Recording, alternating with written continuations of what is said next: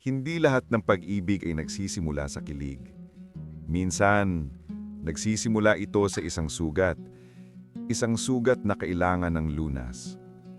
Welcome sa panibagong kabanata ng Love Note Stories, kung saan ang mga kwento natin ay tungkol sa paghilom, pagbangon at paghahanap muli ng pag-asa. Kung handa na ang iyong puso, i-click mo na ang subscribe button at samahan mo kami.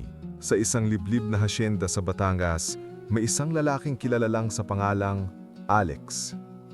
Isa siyang farmhand, magaling mag-alaga ng mga kabayo, masipag, ngunit laging tahimik. Ang mga mata niya, na minsay puno ng sigla, ay ngayoy laging may bakas ng pighati. Ang hindi alam ng lahat, ang simpleng farmhand na ito ay si Dr. Alex Sandoval, ang dating miracle vet ng Maynila, na bigla na lang naglaho matapos ang isang trahedya. Isang hapon, isang pulang kotse ang biglang tumirik sa gitna ng daan patungo sa hasyenda.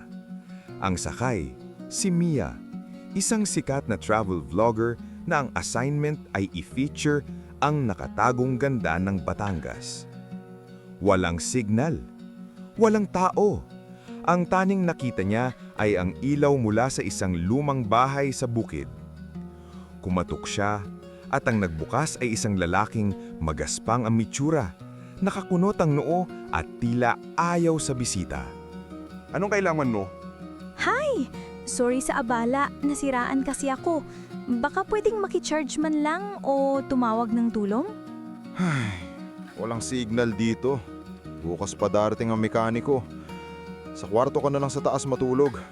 Ganoon kalamig ang pagtanggap sa kanya. Ngunit walang pagpipilian si Mia. Kinabukasan, habang hinihintay ang mekaniko, sinubukan niyang libutin ang farm. Nakita niya si Alex na nag-aalaga sa mga kabayo. Ang brusko at masungit na lalaki ay nag-iiba kapag kasama ang mga hayop. Ang mga kamay niya ay malumanay at ang boses niya ay bumubulong ng mga salitang puno ng pag-aalaga. Isang gabi, isang sigaw ang gumising sa kanilang dalawa. Ang paboritong kabayo sa farm, si Silakbo, ay nanganganak ngunit nahihirapan. Ang lokal na veterinaryo ay hindi makarating dahil sa masamang panahon. Nakita ni Mia ang panik sa mga mata ng ibang farmhand. Ngulit si Alex ay naging ibang tao. Ang pag-aatubili sa mga mata niya ay napalitan ng matinding pokus. Ang dating farmhand ay naging isang commander. Kumuha kayo ng malinis na tuwaya at mainit na tubig. Bilis! Mia, kailangan ko ng tulong mo. Huwag kang matakot. Sundin mo lang ang lahat ng sasabihin ko. Sa loob ng ilang oras, sa ilalim ng liwanag ng isang gasera, nasaksihan ni Mia ang isang himala.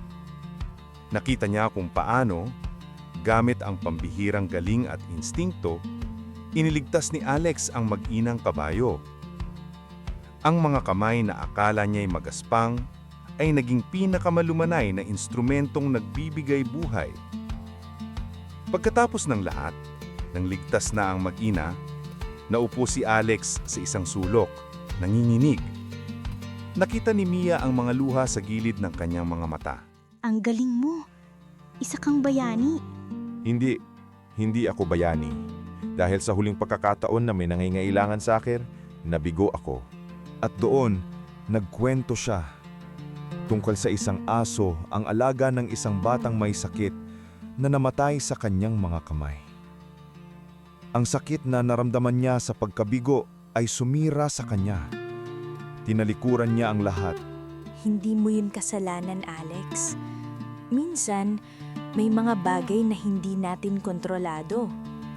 Pero ang nakita ko kanina, hindi yan galing ng isang sirang tao.